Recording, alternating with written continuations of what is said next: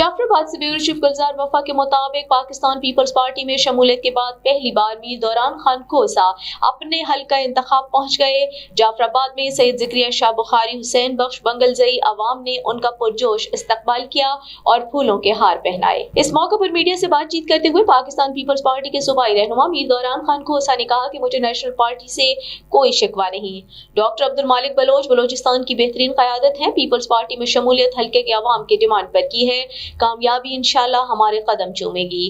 Peoples party शहीदों की जमात है। मुल्क की तामीर और तरक्की के लिए कायदीन की बेशुमार कुर्बानियां हैं। मैं पीपी में शामिल होकर बहुत खुश हूँ। बिलावल भुट्टो का विजन है कि सक्खर की तरह नसीराबाद जवियन में NICVD अस्पताल बनाएंगे।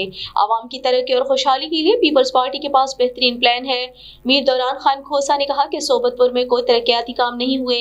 सैलाब मंसूबे के तहत लाया गया और 10 अरब का करप्शन की गई।